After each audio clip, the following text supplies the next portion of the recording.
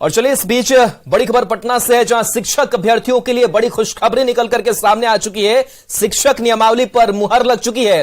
7वें चरण की बहाली पर मुहर लग चुकी है। न्यूज 18 की खबर पर भी यह मुहर है, क्योंकि हमने बताया था कि नीतीश कैबिनेट की जो बैठक होगी इसमें खुशखबरी शिक्षक अभ्यर्थियों के लिए निकल करके सामने आ सकती है। तो न्यूज 18 की खबर पर भी मुहर और नीतीश कैबिनेट में भी मुहर लगी है। शिक्षा नियमावली 2023 पर मुहर लगी है। नए फैसले के अनुसार अब शिक्षक राज्य कर्मी होंगे। तो अब शिक्षक अभ्यर्थियों के लिए बड़ी खुशखबरी, और शिक्षक अभ्यर्थी लगातार 7वें चरण की बहाली की मांग कर रहे थे।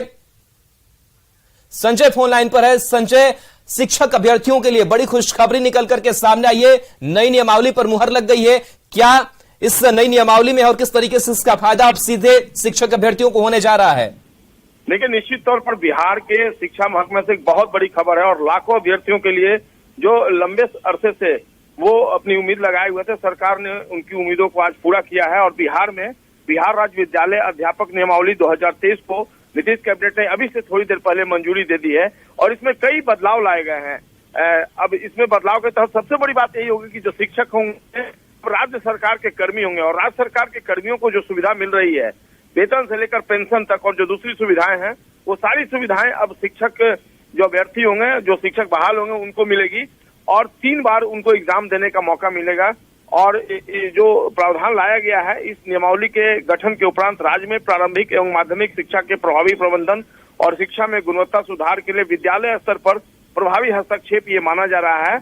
और बिहार सरकार के नियंत्रणाधीन जितने भी विद्यालय हैं, तो उससे अध्यापकों के एक नए संवर्ग का गठन हो सकेगा, जो राज्य कर्मी की तरह होगा। इसके अलावा वर्तमान में पंचायती राज संस्था एवं नगर निकाय के अंतर्गत नियुक्त कर्मी भी इस नियमावली की नियुक्ति प्रक्रिया के माध्यम से राज्य कर्मी के नए संवर्ग में, यानी जो पंचायत शिक्षक है, नगर निकाय के शिक्षक है, उनको भी इसके माध्यम से परीक्षा में बैठने की अनुमति होगी, और वो भी राज्य कर्मी बन सकते हैं।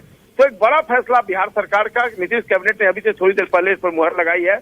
और विस्तृत तौर पर जो जानकारी दी जा रही है, इसमें महिलाओं के लिए भी आरक्षण का प्रावधान होगा। और जो संजय बन रही है, रजनीश भी हमारे साथ जुड़े हुए हैं। रजनीश, आप भी लगातार शिक्षक अभ्यर्थियों को सड़कों पर देखते रहे आंदोलन करते हुए, लेकिन अब बड़ी खुशखबरी उनके लिए सामने आई है। किस तरीके से लाभ अब मिलने जा रहा है शिक्षक अभ्यर्थियों को? बिल्कुल, देखिए, बिहार के लिए सबसे बड़ी खबर होगी, क्योंकि शिक्षा के क्षेत्र में लगातार सरकार जो है वादा कर रही थी, दावा कर रही थी, लेकिन सबसे बड़ी जो पेंडिंग प्रक्रिया थी वो शिक्षक बहाली की थी। अब ऐसे में जो नियमावली है उस पर मुहर लगी है। अब लाखों अभ्यर्थी हैं, उनकी उम्मीदें जगी है, तो अब जो है बहाली प्रक्रिया भी शुरू होगी। बता दें आपको, हालांकि जो उम्मीद नहीं की जा रही थी उन चीजों का जिक्र किया गया है कैबिनेट में। जो नई नियमावली बनी है उसमें अब आयोग के माध्यम से बहाली होगी। तो जो अभ्यर्थी अभी न्यूज 18 देख पा रहे हैं, उनको ये जानकारी दे दें कि अब जो बहाली होगी वो आयोग के माध्यम से होगी। पहले क्या था कि जो नियोजन इकाई है उसके माध्यम से मुखिया या प्रखंड प्रमुख या जिला पार्षद वो करते थे, लेकिन अब आयोग के माध्यम से एप्लीकेशन जो है जारी किया जाएगा। और अब जो है जो अभ्यर्थी जो सीटेट, बीटेट या एस्टेट पास है, वो अब उस बहाली में डिजर्व करेंगे और वो एप्लीकेबल हो सकेंगे। तो इसमें सबसे बड़ी बात है कि महिलाओं के लिए एक बड़ा तोहफा दिया गया है सीएम नीतीश की तरफ से, कि अब सभी विषयों पर 50% जो है आरक्षण का लाभ महिलाओं को दिया जाएगा। तो जो महिला अभ्यर्थी सीटेट, बीटेट, एस्टेट पास है, उनके लिए सीधा एडवांटेज होगा कि अब वो टीचर बन सकेंगे आसानी से। सभी विषयों में उनको 50% आरक्षण मिलेगा।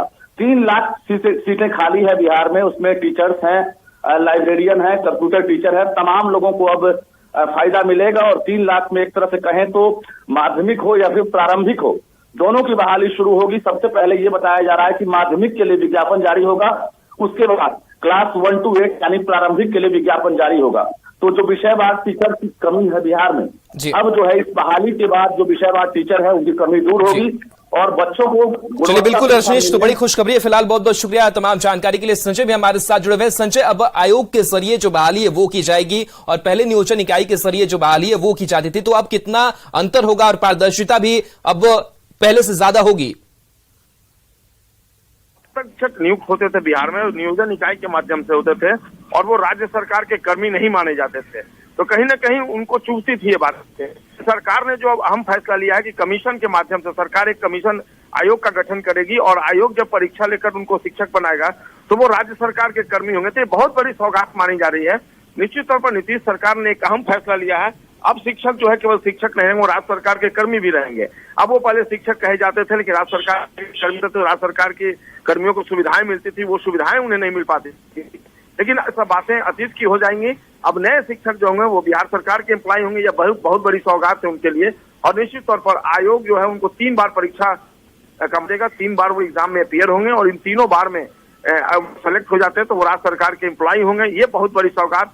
और जो शिक्षक क्षेत्र से, जो शिक्षा जगत से जो लोग हैं जिन्होंने उम्मीद लगा रखी थी, लाखों छात्र लगातार सड़कों पर प्रदर्शन कर रहे थे आखिरकार, और मुख्यमंत्री ने कई बार आश्वासन भी दिया, सार्वजनिक मंच से उन्होंने कहा कि आप पेशेंस रखिए, सरकार आपके लिए बड़ी चीजें लाएगी। और आखिरकार मुख्यमंत्री ने जो कहा छात्रों और अभ्यर्थियों से उसको पूरा किया उन्होंने, और आज सरकार का वायदा पूरा हुआ होता दिख रहा है। और निश्चित तौर पर एक बहुत बड़ी सौगात शिक्षा जगत के लिए और लाखों ऐसे अभ्यर्थियों के लिए जो शिक्षक बनने का स्वप्न संजोए हुए थे, अब वो बिहार सरकार के कर्मी होंगे। जी, अब इस नई नियमावली पर मुहर लग चुकी है, लेकिन कहीं ना कहीं जो शिक्षक अभ्यर्थी हैं वो भी इस बात का इंतजार कर रहे होंगे कि आखिर जो पूरी प्रक्रिया होगी उसमें कितना वक्त लगेगा और कितनी जल्दी हमारी बहाली हो सकेगी। वक्त क्या लग सकता है, क्या लग रहा है इसके बाद से, अब मुहर लगने के बाद?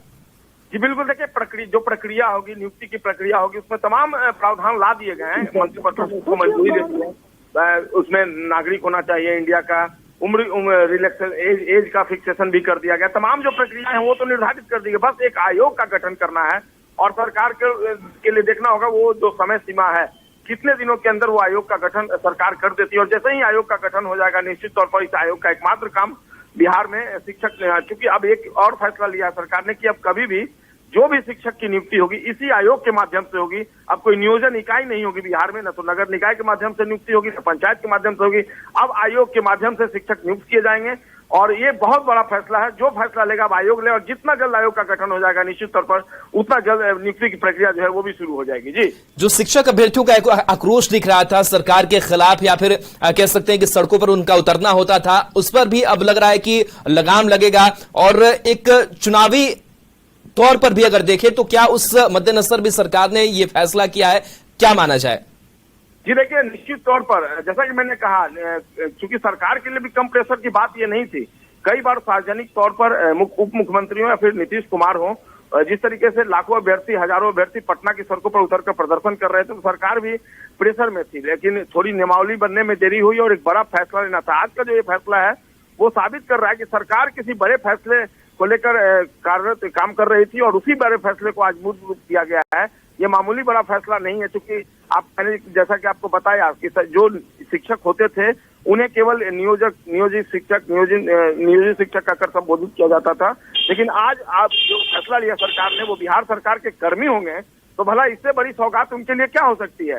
तो ऐसे में छात्र शिक्षक अभ्यर्थी जो सोच रहे थे उससे कहीं अलग जाकर सरकार ने उनके लिए एक बड़ा तोहफा दिया है। और निश्चित तौर पर देखना होगा धीरे धीरे जो संघ है उनकी तरफ से भी प्रतिक्रिया आएगी और वेलकम किया जाना चाहिए, एक ड्रेसिंग स्टेप बिहार सरकार की तरफ से। ऐसे में जबकि चुनावी साल जब नजदीक आ रहा है और लाखों अभ्यर्थियों की बात थी और सरकार ने जो उनकी उम्मीदों थी उन उम्मीदों को पूरा किया। चलिए संजय, बने रहिए हमारे साथ। पटना से शिक्षक नेता अश्विनी पांडे भी हमारे साथ जुड़े हुए हैं। अश्विनी जी, लगातार आप लोग आंदोलन कर रहे थे, नेतृत्व भी आप कर रहे थे, लगातार शिक्षकों का जुटान हो, नियमावली को लेकर के बातचीत हो, और अब लग रहा है कि आप लोगों का आंदोलन अब सफल हुआ है, अब उम्मीदें जग गई है ना? जी, सबसे पहले तो न्यूज 18 को धन्यवाद कि हम लोगों के आवाज को आपने प्रमुखता से समय समय पे उठाया है। तो इस बहुत खुशी का दिन है आज बिहार के नियोजित शिक्षक जितने हैं उनके लिए, अभ्यर्थियों के लिए, कि माननीय उप मुख्यमंत्री तेजस्वी यादव जी ने अपने जो घोषणा पत्र में इन चीजों का जिक्र किया था उसको वो पहला कदम उन्होंने बढ़ाया है। तो मैं माननीय मुख्यमंत्री जी, उप मुख्यमंत्री जी और शिक्षा मंत्री जी का धन्यवाद करना चाहूंगा। साथ ही साथ ये कहूंगा कि नियोजित शिक्षक बिहार के जितने हैं उनके और भी बहुत सारी छोटी छोटी समस्याएं हैं जिन पे अगर वो ध्यान दे दें तो बहुत ज्यादा वित्तीय बोझ भी नहीं पड़ेगा और समस्याओं का समाधान हो जाएगा। जैसे स्थानांतरण का मुद्दा है, बहुत सारी महिला शिक्षिकाएं हैं, शिक्षक हैं जो बहुत दूर दूर पोस्टेड हैं, वो अपने पारिवारिक दायित्वों का जिम्मेवारी का वहन नहीं कर पा रहे हैं, नहीं उठा पा रहे हैं, वो तो ट्रांसफर की व्यवस्था सुनिश्चित की जाए। और इसी तरीके से बहुत छोटी छोटी समस्याएं हैं हम लोग का, और भी बहुत सारा छोटा छोटा मांग है जो सरकार पे बोझ नहीं बनेगा बहुत ज्यादा वित्तीय और आसानी से हो सकता है। तो हम चाहेंगे कि ऐसे ही सकारात्मक कदम उठाते हुए, दिखाते हुए और सरकार ये कदम उठाए। जहां तक रही नियमावली की, तो हम लोग देख रहे हैं उसको, हम लोग के पास उसको सामने लाया नहीं गया है। देख लेते हैं, फिर उस पर हम लोग अपना प्रतिक्रिया देंगे। वैसे जो खबरें हम लोगों को मिली थी शिक्षा मंत्री के कार्यालय से, हम धन्यवाद करना चाहेंगे। उन लोगों ने लगभग हम लोग की मांगों को माना है, ऐसी खबर आ रही है। अगर ये सही होती है तो हम फिर शिक्षा मंत्री जी और उनके जो ओएसडी हैं उनको, सज्जन जी को, और सबसे ज्यादा धन्यवाद हम लोग पालीगंज के विधायक संदीप सौरभ जी का करना चाहेंगे। उन्होंने भी बहुत सकारात्मक भूमिका इसमें निभाई है। तो सभी तरह के शिक्षक इस में बैठ पाएंगे। 50% महिलाओं को भी आरक्षण दे दिया गया है, 10 साल की छूट दे दी गई है। नियमावली में कई सुविधाएं जो है, शिक्षकों को अंतर जिला की सुविधाएं जो है वो भी दी गई है। तो इस नई नियमावली को लेकर के, और चलिए अश्विनी जी बने रहे, शिक्षक अभ्यर्थी अभिषेक भी हमारे साथ जुड़े हुए हैं। अभिषेक, अब आप लोगों के लिए एक अच्छी और बड़ी खबर, खुशखबरी जो है वो निकल करके सामने आई है कि करीब 3 लाख शिक्षकों के जो बहाली का रास्ता है वो साफ हो गया है, नई नियमावली पर मुहर लग गई है। अब क्या लग रहा है कि आप लोगों का आंदोलन सफल हुआ है और जल्द बहाली की प्रक्रिया पूरी होगी? जी, बहुत बहुत धन्यवाद। सबसे पहले न्यूज 18 को मैं धन्यवाद देना चाहता हूँ कि यह प्रमुखता से हमारी खबरों को और आंदोलन को चलाते रहे हैं। और आज न्यूज 18 ने ही सबसे पहले ये सूत्रों के हवाले से खबर दी थी कि नियमावली पर मुहर लग गई। अब हमारे आंदोलन का असर है कि नियमावली पर मुहर लग गई है। अब देखना यह है सर कि हम लोग की बहाली जल्द से जल्द सरकार कैसे पूरी करती है। बस यही हम लोग का आशा है कि जल्द से जल्द हमारी बहाली पूरी हो जाए। और हम सरकार से यही मांग करते हैं कि जल्द से जल्द हमारी बहाली पूरी हो जाए। हम लोग एसटीईटी मेरिट शिक्षक अभ्यर्थी 30,675 पिछले 4 सालों से बैठे हुए हैं और न्यूज 18 ने हमारी आवाजों को बराबर हर आंदोलन में उठाया है, उसके लिए धन्यवाद सर। अभिषेक, पहले नियोजन इकाई के तहत बहाली की जाती थी, अब तो कमीशन बन जाएगा और बाकी पारदर्शी तरीके से आप लोगों की बहाली जो है वो सुनिश्चित की जा सकेगी। तो क्या लग रहा है कि इसका फायदा आप लोगों को मिलेगा? अब सड़कों पर उतरने की आप लोगों को भी नौबत नहीं आएगी? नहीं, अगर ये नियोजन इकाई खत्म हो गई है तो बहुत अच्छा, क्योंकि हमारी मांग यही थी नियोजन इकाई खत्म हो जाए और सेंट्रलाइज पूरी तरीके से होगी तो पारदर्शी हो गया। इसमें एकदम कोई भी किसी भी तरीके गुंजाइश नहीं होगा गलत करने का, क्योंकि सेंट्रलाइज कंप्यूटराइज होगी तो पारदर्शी होगी। और सरकार बहुत ही अच्छे कदम उठाई है। हम लोग का जो मांग था वह मांग मिल गई। अब ये देखना है कि नियमावली में हमारा एसटीईटी मेरिट शिक्षकों अभ्यर्थियों का कितने वेटेज दिया गया है, एसटीईटी मार्क्स पे किया गया है कि नहीं किया गया है, ये देखना है। जी सर। चलिए, बिल्कुल। तो आप लोगों की नियुक्ति की जो प्रक्रिया है वो अब और ज्यादा कह सकते हैं कि आसान हो गई है। आप लोगों के लिए खुशखबरी जो है वो भी सामने आ रही है। लेकिन जिस तरीके से देखा जाए, आप लोग लगातार आंदोलन कर रहे थे और कई मसलों को लेकर के उठा रहे थे कि जो पूरी प्रक्रिया होती है वो काफी अनसुलझी हुई होती है, वो सुलझी हुई नहीं होती है। तो ऐसे में जो नई नियमावली है जिसकी आप लोग मांग कर रहे थे, क्या उसके करीब मानते हैं कि इस नई नियमावली के जरिए नियम बनाए गए हैं और उसका फायदा आप लोगों को पहुंचेगा?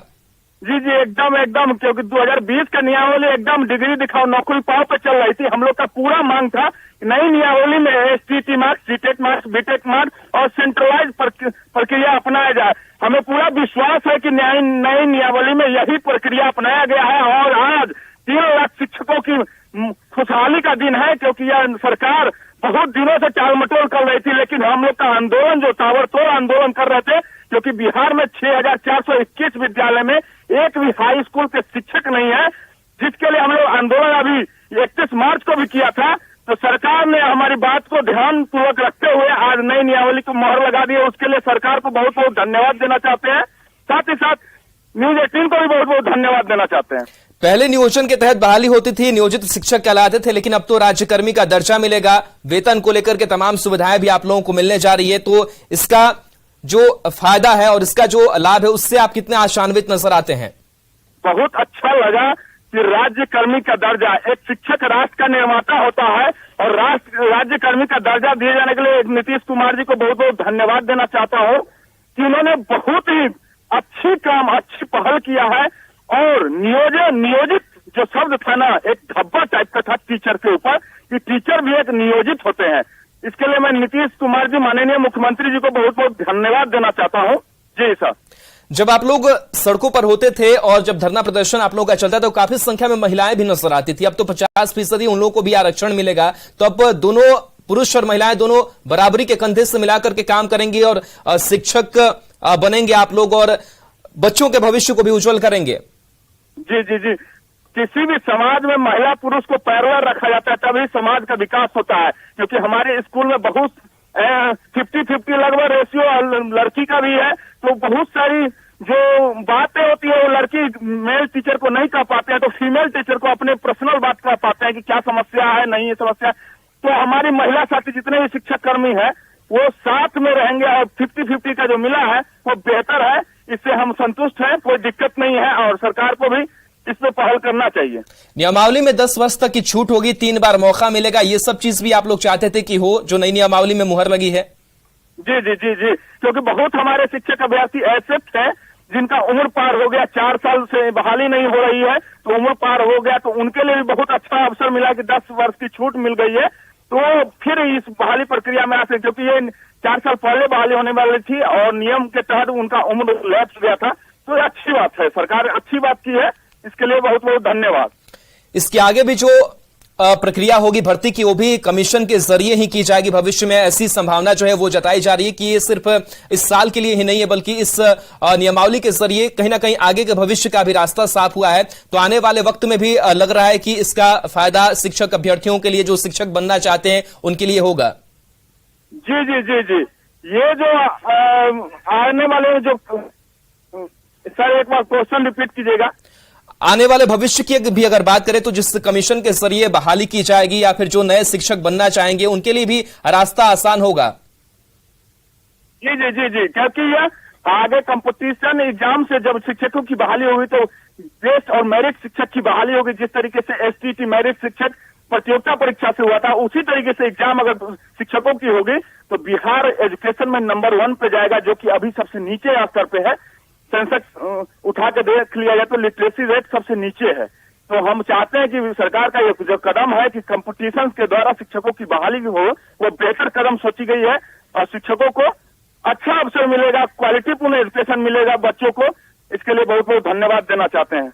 सरकार ने, अभिषेक जी, अपना पूरा काम कर लिया है कि आप लोगों की भर्ती आसान हो जाए, लेकिन अब जब एज ए शिक्षक आप लोग पढ़ाने के लिए जाएंगे तो आप लोगों के ऊपर भी बड़ी जिम्मेदारी होगी कि बच्चों को किस तरीके से गुणवत्तापूर्वक हम शिक्षा दें, क्योंकि आप लोगों की जरूरत थी तो आप लोग साथ आकर के आंदोलन कर रहे थे और तमाम चीजें शिक्षकों के, शिक्षक अभ्यर्थियों के साथ कोऑर्डिनेट करके कर रहे थे। तो क्या लग रहा है कि आप लोगों की भी कितनी बड़ी जिम्मेदारी होगी ताकि आप लोग बच्चों को अच्छी शिक्षा दे सके?